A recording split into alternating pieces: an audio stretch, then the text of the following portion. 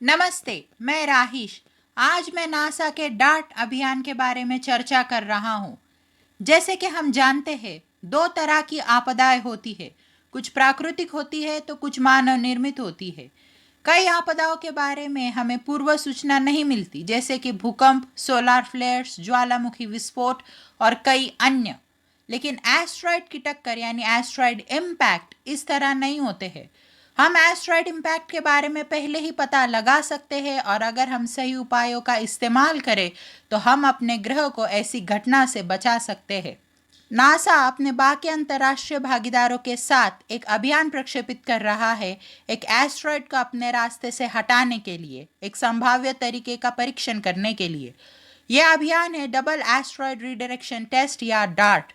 Dart का प्रक्षेपण 24 नवंबर 2021 को स्पेस एक्स के फाल्कन 9 रॉकेट पर वैंडनबर्ग स्पेस फोर्स स्टेशन के space launch complex 4 California United states से होना है। डार्ट अभियान 65803 डिडिमस पर जा रहा है, जो कि एक बाइनरी एस्ट्रॉयड सिस्टम है। एक बाइनरी एस्ट्रॉयड सिस्टम में एक तुलनात्मक छोटा एस्ट्रॉयड एक तुलनात्मक बड़े एस्ट्रॉयड की कक्षा करता है। इस डिडिमस सिस्टम में मुख्य एस्ट्रॉयड 780 मीटर का एक एस्ट्रॉयड है, जिसे डिडिमस ए कहा जाता है। उसकी कक्षा एक छोटा एस्ट्रॉयड करता है, जिसे डिडिमस बी या डिमॉर्फस कहा जाता है।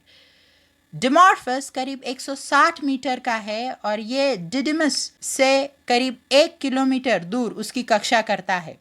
डार्ट डिमॉर्फस से टकराने वाला है, क्योंकि यह सूर्य के बजाय डिडिमस की कक्षा करता है। इसलिए पृथ्वी से उसकी बदली हुई कक्षा की जांच करना आसान होगा।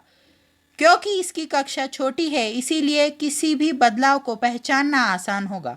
और साथ ही साथ डार्ट के टकराने के समय डिडिमस पृथ्वी के करीब ही होगा। लेकिन यह एस्ट्रॉयड कभी भी पृथ्वी तक नहीं पहुंचता, इसलिए यह एस्ट्रॉयड इस अभियान के लिए सही है। डार्ट अंतरिक्षयान कैनेटिक इम्पैक्टर कहे जाने वाले तरीके को सिद्ध करेगा, जो एस्ट्रॉयड्स को अपने रास्ते से हटाने के लिए है। डार्ट डिमॉर्फस से 2 अक्टूबर 2022 को टकराएगा। डार्ट डिमॉर्फस से 6.6 किलोमीटर प्रति सेकंड यानी 23,700 किलोमीटर पर आवर से ज़्यादा की गति से टकराएगा, अपने 500 किलोग्राम के द्रव्यमान यानी मास के साथ। इस टक्कर की वजह से डिमॉर्फस का वेग 0.4 मिलीमीटर पर सेकंड तक बदलना अपेक्षित है, जो कि इसके कक्षा के समय को 10 मिनट तक बदल देगा। टक्कर के साथ ही मुख्य अंतरिक्षयान भी नष्ट हो जाएगा। इसीलिए टक्कर के प्रभाव की जांच करने के लिए एक और अंतरिक्षयान अभियान में शामिल किया गया है। यह अंतरिक्षयान है light Italian CubeSat for imaging of asteroids या लिचिया क्यूब, जिसे इटालियन स्पेस एजेंसी ASI ने बनाया है। इसे टक्कर के करीब 10 दिन पहले डार्ट से अलग कर दिया जाएगा। यह टक्कर की और उसके इजेक्टा की तस्वीरें लेगा। डार्ट अंतरिक्षयान सिर्फ एक एस्ट्रॉयड इम्पैक्टर से ज़्यादा है। डार्ट में सिर्फ एक वैज्ञानिक उपकरण है, वो है Didymos reconnaissance and asteroid camera for optical navigation DRACO. जैसे कि इसके नाम में है, इसका काम अंतरिक्षयान को रास्ता दिखाना है। इससे मिली तस्वीरों का इस्तेमाल टक्कर की जगह का पता लगाने में भी होगा।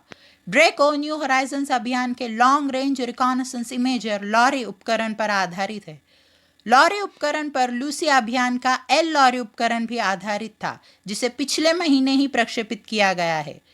ड्रेको सिर्फ एक कैमरा नहीं है, ये एक 208 मिलीमीटर के अपर्चर 0.29 डिग्री के फील्ड ऑफ व्यू का टेलीस्कोप है। अगर हम किसी बहुत छोटे एस्ट्रॉयड पर बहुत दूरी से निशाना लगा रहे हैं तो यह बहुत ज़रूरी है। इस प्रकार का टेलीस्कोप बहुत बड़े अंतर से भी साफ तस्वीरें ले सकता है। लेकिन 160 मीटर के अंतरिक्ष चट्टान पर पृथ्वी से 1.1 करोड़ किलोमीटर दूर निशाना लगाना कोई आसान काम नहीं है।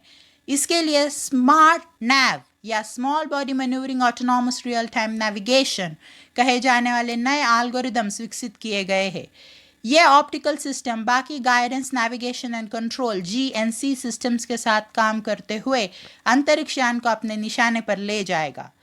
डार्ट में एक आयन प्रोपल्शन सिस्टम है, जिसे NASA's evolutionary xenon thruster commercial या नेक्स्ट C कहा जाता है। ये सौर ऊर्जा पर चलने वाला एक आयन थ्रस्टर है जो पारंपरिक केमिकल प्रोपल्शन सिस्टम से ज़्यादा कार्यक्षम है। डार्ट के पावर सिस्टम में 2 रोल आउट सोलर एरे है। ये पारंपरिक सोलर एरेस की तुलना में छोटे और हल्के हैं। इन्हें अंतरिक्ष में ही खोला जाएगा और हर एक की लंबाई 8.6 मीटर होगी।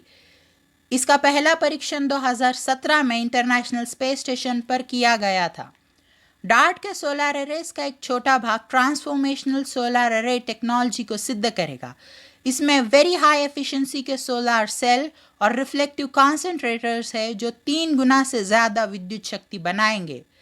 डार्ट में कोर सैट भी है अंतरिक्षयान के डेटा हैंडलिंग और कंट्रोल के लिए।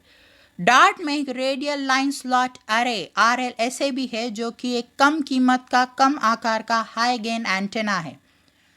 डार्ट का सहायक अंतरिक्षयान लिचिया क्यूब एक 6U क्यूबसैट है जिसे इटालियन स्पेस एजेंसी ने बनाया है।